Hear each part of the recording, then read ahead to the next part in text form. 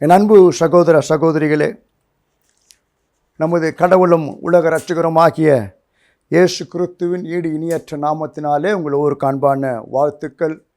கடவுள் உங்களோடு கூட இருப்பாராக, உங்களை ஆசீர்வதிப்பாராக. இன்று சுதந்திர தினம், இண்டிபெண்டன்ஸ் டே.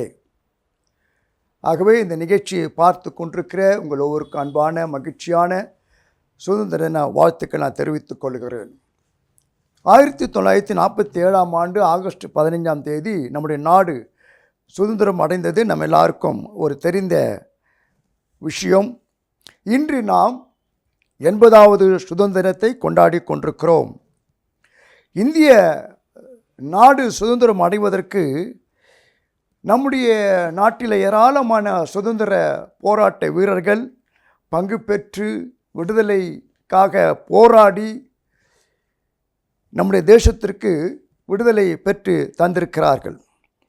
அப்படி விடுதலை பெற்று தந்த போராட்ட வீரர்களே மிகவும் முக்கியமான ஒரு நபர் நம்முடைய தேச பிதாவாகிய மகாத்மா காந்தி அவர்கள்.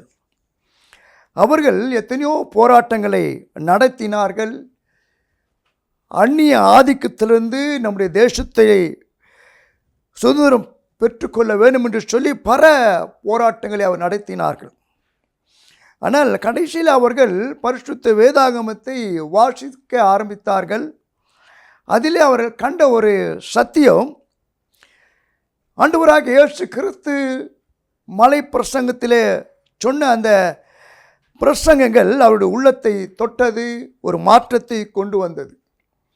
மத்தேயு சுவிசேஷம் 5 வாசிக்கிறோம், சாந்த குணமுள்ளவர்கள் பாக்கியவான்கள், அவர்கள் பூமியை சுதந்திரித்துக் கொள்வார்கள் என்று சொல்லி. அந்த வார்த்தையை அவர் படித்த போது அவருக்குள்ளாக ஒரு பெரிய தாக்கம் ஏற்பட்டது. நாம் ஏன் இவ்வளவு போராட்டங்களை நடத்தி கொண்டு சுதந்திரத்துக்காக போராட வேண்டும்? இந்த வார்த்தை சொல்லுகிறது, சாந்தமாய் நடக்கும்போது, சாந்தமாய் இருக்கும்போது நாம் தேசத்தை சுதந்திரித்துக் கொள்ளலாம் என்று சொல்லி, நாம் ஏன் முயற்சி செய்யக்கூடாது என்று சொல்லி அவர்கள் என்ன செய்தார்கள்? எல்லா போராட்டங்களை கைவிட்டு சத்தியாகிரகம் என்ற அமைதியான ஒரு போராட்டம் நடத்தினார்கள். விளைவு, இந்திய தேசத்திற்கு சுதந்திரம் கிடைத்தது. ஒரு மகிழ்ச்சியான செய்தி. ஆகவே இந்திய தேசம் சுதந்திரம் பெற்றது.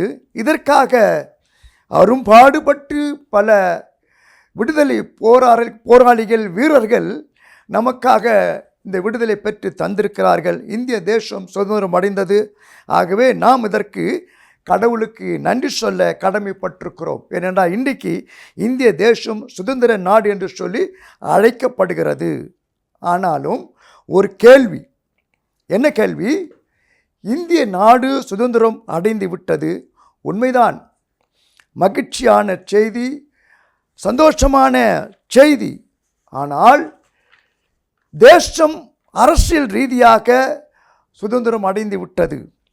ஆனால் தேசத்தில் வாழ்கின்ற மக்களுடைய வாழ்க்கையில் சுதந்திரம் இருக்கிறதா, விடுதலை இருக்கிறதா? அப்படி என்றால் அது ஒரு கேள்விக்குறிதான். தேசம் சுதந்திரம் அடைந்து விட்டது உண்மைதான், விடுதலை பெற்றது உண்மைதான். அதாவது வெளிநாட்டினுடைய ஆதிக்கத்திலிருந்து, வெளிநாட்டினவருக்கு அடிமையாக இருந்த சூழ்நிலையிலிருந்து விடுதலை பெற்றது மிகுந்த மகிழ்ச்சி. ஆனால் இன்றைக்கு மக்கள் பலவிதமான அடிமைத்தனத்திலிருந்து விடுதலையாகவே இல்லை. ஒவ்வொரு தனிப்பட்ட மனிதனுடைய வாழ்க்கையிலும் ஏதாவது ஒரு அடிமைத்தனம் அவர்களை ஆட்கொண்டு அவர்களை நசுக்கி கொண்டிருக்கிறது.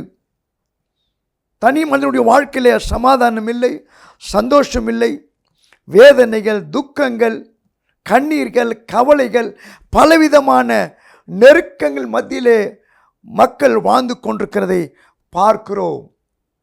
தேசம் விடுதலை அடைந்து விட்டது, ஆனால் மக்கள் விடுதலை அடையவில்லையே. இதை யார் விடுதலையாக்க முடியும்? ஆகவே தான் பரிசுத்த வேதாகம் சொல்லுகிறது, யோவானின் சுவிசேஷம் 8 குமாரன் உங்களை விடுதலையாக்கினால் மெய்யாகவே விடுதலை ஆவீர்கள் என்று சொல்லி. ஆகவே இன்றைக்கு தேசத்திலே வாழ்கின்ற மக்களுடைய அடிமைத்தனத்திலிருந்து மக்களை விடுதலையாக்கக்கூடிய ஒரே ஒரு வழி இயேசு கிறிஸ்துவே. ஆகவே அவரால் தான் இந்த அடிமைத்தனத்து மக்களை விடுதலையாக்க முடியும். மக்கள் தேசத்திலிருந்து விடுதலை பெறும்படியாக சுதந்திரம் அடைந்து விட்டது. ஆனால் மக்களுடைய வாழ்க்கையிலே விடுதலை இல்லையே. அந்த மக்களுடைய வாழ்க்கையிலே விடுதலை கொடுப்பதற்காகத்தான் இயேசு கிறிஸ்து இந்த உலகத்தில் வந்தார். அவர் மூலமாகத்தான் விடுதலை கிடைக்கும் என்று வேதம் சொல்லுகிறது. அவர் கொடுக்கிற விடுதலை வெளிப்புறமாக மட்டுமல்ல, உள்ளத்திலேயும் அவர் ஒரு விடுதலை கொடுக்கிறார், ஒரு மாற்றத்தை கொடுக்கிறார். அதாவது பழைய வாழ்க்கையெல்லாம் மாற்றி போட்டு ஒரு புதிய வாழ்க்கையை கொடுக்கின்றார். அதுதான் உண்மையான விடுதலை. அதை தான் இயேசு கிறிஸ்து தருகிறார். இந்திய தேசம் சுதந்திரம் அடைவதற்கு ஏராளமான போராட்ட வீரர்கள் பங்கு பெற்றார்கள். தங்களுடைய உயிரை கூட தியாகம் செய்து அவர்கள் மரித்திருக்கிறார்கள். எதற்காக? தேசத்தின் விடுதலைக்காக. ஆனால் ஆண்டவராகிய இயேசு கிறிஸ்து மக்களுடைய விடுதலைக்காக, அதாவது பாவத்தில் வாழ்ந்து கொண்டிருக்கிற மக்களுடைய விடுதலைக்காக, பலவிதமான சாபங்களிலிருந்து வாழ்ந்து கொண்டிருக்கிற மக்களுடைய விடுதலைக்காக இயேசு என்ன செய்தார்? இந்த உலகத்தில் வந்து வாழ்ந்து ஊழியம் செய்து தன்னையே அவர் ஜீவ பலியாய் சிலுவையிலே ஒப்பு கொடுத்து தன்னுடைய உயிரை தியாகம் செய்து மரித்தார். இன்றைக்கும் உயிரோடு எழுந்து இருக்கிறார். அவரால் தான் விடுதலை கொடுக்க முடியும். அந்த விடுதலை பணியை விட்டு சென்ற இயேசு கிறிஸ்துவுக்கு பிறகு அவருடைய சீஷர்கள் அந்த விடுதலை பணியை இந்த உலகத்திலே செய்தார்கள். எப்படி? இயேசு கிறிஸ்துவின் அன்பை, இயேசு கிறிஸ்துவின் நற்செய்தியை எல்லா மக்களுக்கும் அறிவித்தார்கள். அதனால் நடந்தது என்ன? மக்கள் எல்லா விதமான பாவ கட்டுகளிலிருந்து, அடிமைத்தனத்திலிருந்து விடுதலை பெற்றார்கள். ஆகவேதான் அந்த நாட்களிலே வாழ்ந்து கொண்டிருந்த மக்கள் என்ன சொன்னார்கள்? இவர்களை பார்த்து, இதோ உலகத்தை கலக்குகிறவர்கள் இங்கே வந்திருக்கிறார்கள். காரணம் என்ன? அவர்கள் சுவிசேஷத்தை, இயேசு என்னும் சுவிசேஷத்தை அறிவித்து உலகத்தை மாற்றினார்கள். சீஷர்கள் வந்திருக்கிறார்கள் என்ற வார்த்தையை கவனித்து பாருங்கள். முக்கியமான ஒரு வார்த்தை. அன்றைக்கு உலகத்தை கலக்கினவர்கள் இயேசு கிறிஸ்துவினுடைய சீஷர்கள். எப்படி? இயேசு கிறிஸ்துவின் அன்பை, நற்செய்தியை அறிவித்து மக்களை விடுதலையாக்கினார்கள். அவர்கள் உலகத்தை கலக்கினார்கள். என் அன்பு சகோதர சகோதரிகளே, இன்றைக்கு வாழ்ந்து கொண்டிருக்கிற நம்மை பார்த்து மக்கள் அப்படி சொல்ல முடியுமா? இவர்கள் உலகத்தை கலக்குகிறவர்கள் என்று சொல்லி சொல்ல முடியுமா? இன்றைய சூழ்நிலையிலே பலவிதமான அடிமைத்தனத்தில் சிக்கியுள்ள மக்களுடைய வாழ்க்கையிலே விடுதலை என்னும் மாற்றத்தை யார் கொடுக்க முடியும்? யார் கொடுக்க முடியும்? அன்றைக்கு இயேசு கொடுத்தார், அதற்கு பிறகு சீஷர்கள் கொடுத்தார்கள். இன்றைக்கு அந்த பொறுப்பு யார் கையில் கிடைக்கிறது? இயேசு கிறிஸ்துவால் மாற்றப்பட்ட, வாழ்க்கை மாற்றப்பட்ட மக்களால். அவர்கள் யார்? அவர்கள்தான் கிறிஸ்துவர்கள். சுதந்திர தினத்தன்று, ஆகஸ்ட் 15 தினத்தன்று என்ன செய்கிறோம்? கொடியேற்றுகிறோம். அதாவது அந்நியர்களின் அடிமைத்தனத்திலிருந்து விடுதலை பெற்ற ஒரு அந்த தினமாக அனுசரிக்கப்படுகிறது. ஆனால் ஒன்றை நாம் கவனிக்க வேண்டும். அதே நேரத்தில் 79 ஆண்டுகளுக்கு முன்பாக இருந்த, நம்முடைய தேசத்தில் இருந்த அதே சூழ்நிலை இன்றைக்கும் இருக்கிறதே. இன்று பலவிதமான அடிமைத்தனங்கள் இருப்பதை பார்க்க முடிகிறது. ஒருவேளை இந்திய அரசியல் ரீதியாக சுதந்திரம் அடைந்து விட்டது. ஆனால் ஒவ்வொரு தனிப்பட்ட மனிதனுடைய வாழ்விலே சுதந்திரம் இல்லையே, விடுதலை இல்லையே.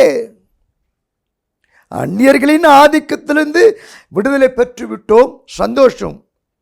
ஆனால் இன்று நம்முடைய நாட்டிற்குள்ளேயே பலவிதமான தீய சக்திகள் மக்களை அடிமைப்படுத்தி வைத்திருக்கிறது. அந்நிய சக்திகள் மக்களை அடிமைப்படுத்தி வைத்திருக்கிறது. ஏன்? உண்மையான விடுதலை இல்லை. எங்கு பார்த்தாலும் பிரிவினை, எல்லா விதத்திலும் போராட்டங்கள், எல்லா விதத்திலுமான ஒரு சுயநலமான செயல்பாடுகள், வெறுப்பை தூண்டுகிற செயல்பாடுகள் எங்கும் பார்க்க முடிகிறது. எங்கும் இவைகள் மலிந்து தேசத்திலே காணப்படுகிறது. அது மட்டுமல்ல, இன்றைக்கு நீதியும் நியாயம் கூட சுயநலத்தால் அடிமைப்படுத்தப்பட்டிருக்கிறது. என் அன்பு சகோதர சகோதரிகளே, இப்படிப்பட்ட சூழ்நிலையில் ஒவ்வொரு வருடமும் ஆகஸ்ட் மாதம் 15ஆம் தேதி திருச்சபைகளிலே கொடியேற்றுவார்கள். எல்லா மக்களும் வருவார்கள். அதாவது உண்மையான தேசபக்தி உள்ள மக்கள் வருவார்கள். நிறைய பேர் வரமாட்டாங்க. கொடியேற்றுவார்கள், கொடியை சலிட்டு அடிப்பார்கள், போய்விடுவார்கள். ஆனால் அந்த கொடி உயர்த்தப்பட்டு பறக்கும். ஒன்றை நாம் மறந்து விடுகிறோம். சுதந்திர கொடியை ஏற்றி அதை உயர பறக்கி விட்டு வேடிக்கை பார்க்கிறோம். ஆனால் நம்முடைய வாழ்க்கையிலே, கிறிஸ்துவாகிய நம்முடைய வாழ்க்கையிலே இயேசு கிறிஸ்துவின் அன்பை, அவருடைய நற்செய்தியை நாம் வெளிப்படுத்தி அவரை நாம் உயர்த்தி காட்டுகிறோமா? அதுதானே நம்முடைய கடமையாக இருக்க வேண்டும். நான் என்று சுயநலமாய் வாழ்ந்து கொண்டிருக்கிறோமே, எவ்வளவு பெரிய ஆபத்து.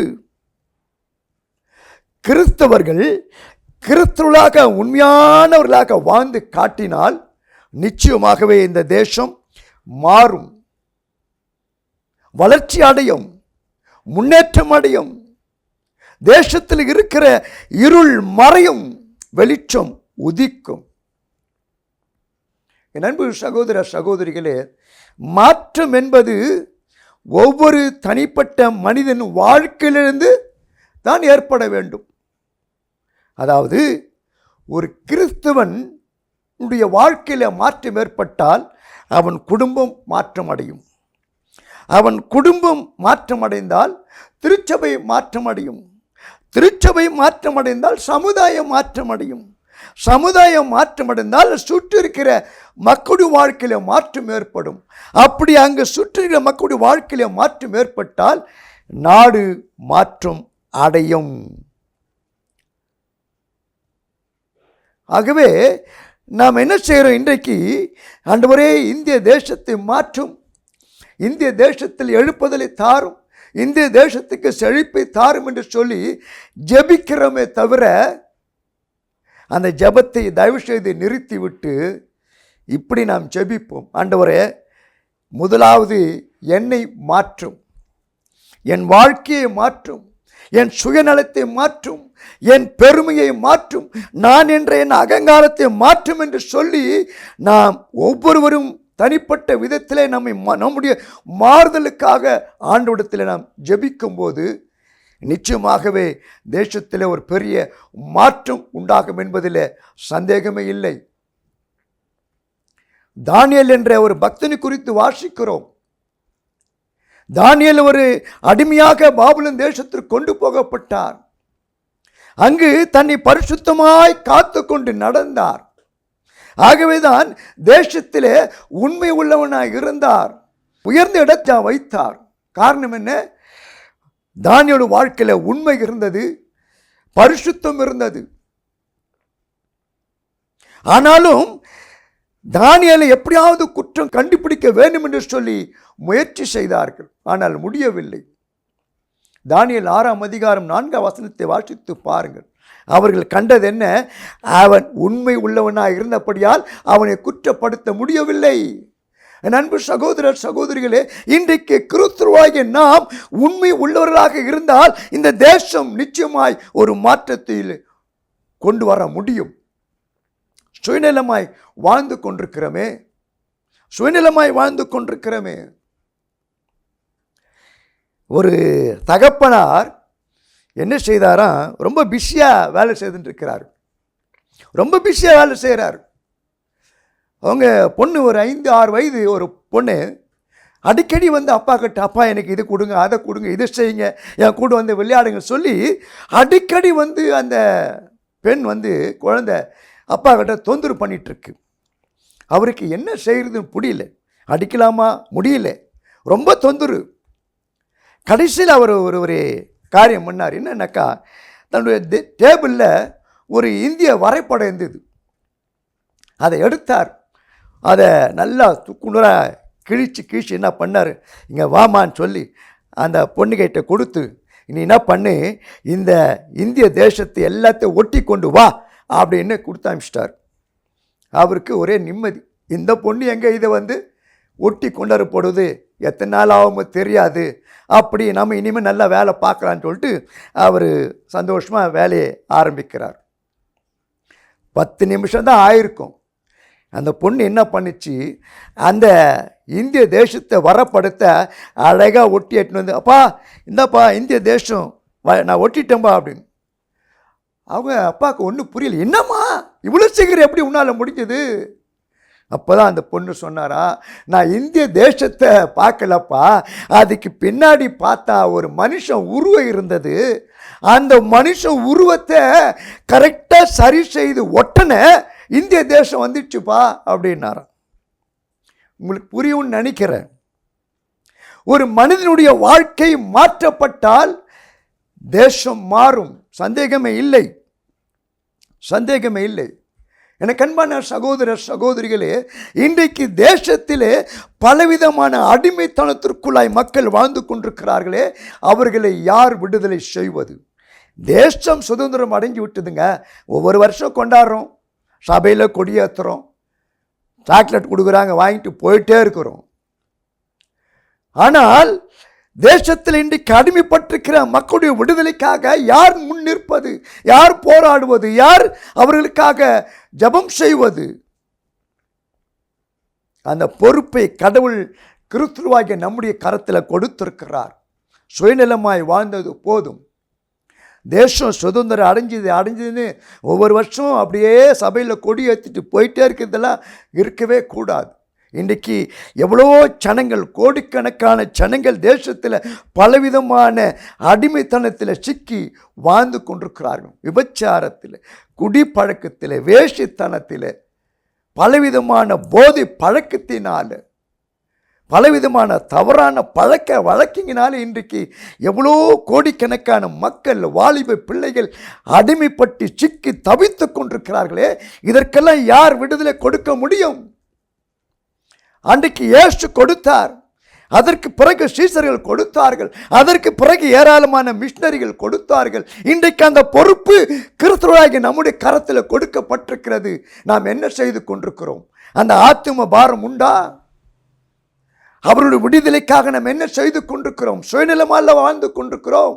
பதவி ஆசை, பொருளாசை, எனக்கு இது வேணும் அது வேணும், சுயநலம். என் அன்பு சகோதர சகோதரிகளே, இன்றைக்கு நம்மை நாம் ஆராய்ந்து பார்ப்போம். தேசத்திற்காக ஜெபித்தது போதும், நம்முடைய தனிப்பட்ட வாழ்க்கைக்காக ஜெபிப்போம். ஆண்டவரே, முதலாவது என்னை மாற்றுங்கப்பா, என் வாழ்க்கையை மாற்றும், என் சுயநலத்தை மாற்றும். முதலாவது நான் மாற வேண்டும், எனக்குள்ள அந்த ஆத்தும மாறத்தை கொடுங்க. ஜெபித்து பாருங்க, உங்க வாழ்க்கை மாறும். நீங்கள் மாறினால் குடும்பம் மாறும், குடும்பம் மாறினால் சபை மாறும், சபை மாறினால் சமுதாயம் மாறும், சமுதாயம் மாறினால் தேசமே மாறும். இயேசு கிறிஸ்து எதிர்பார்க்கிற அந்த எழுப்புதல் தேசத்திலே வரும். இயேசு கிறிஸ்து சீக்கிரமாய் வருவார். அல்லேலூயா. என் அன்பு சகோதர சகோதரிகளே, நம்மை ஆராய்ந்து பார்த்து நம்ம சரி செய்து கொள்வோம், நம்மை ஒப்பு கொடுப்போம். நம்மை ஆண்டவர் நடத்துவார். ஆண்டவரே, என்னை இந்த தேசத்தின் விடுதலைக்காக எத்தனையோ போராட்ட வரிகளை பயன்படுத்தினார்கள். இன்றைக்கு இந்த அடிமைத்தனத்தில் மக்களுக்காக விடுதலைக்காக நீர் என்னை எடுத்து பயன்படுத்தும், என்னை ஒரு கருவியாக எடுத்து பயன்படுத்தும் என்று நம்மை அர்ப்பணிப்போம், ஒப்பு கொடுப்போம். கடவுள் நம்மை எடுத்து பயன்படுத்துவார். ஆத்தும ஆதாயத்தில் நம்மை எடுத்து பயன்படுத்துவார். அடிமைப்பட்டிருக்கிற விடுதலை, மக்களுடைய வாழ்க்கையில விடுதலை கொடுப்பார், சந்தேகம் இல்லை. வாழ்க நம்முடைய இந்திய தேசம், வளர்க நம்முடைய இந்திய தேசம், ஓங்குக நம்முடைய ஆண்டவராக இயேசு கிறிஸ்துவின் திருநாமம். இயேசு கிறிஸ்து சீக்கிரமாய் வருகிறார், வருகிறார், வருகிறார். கடவுள் உங்களை ஆசீர்வதிப்பாராக. ஆமென்.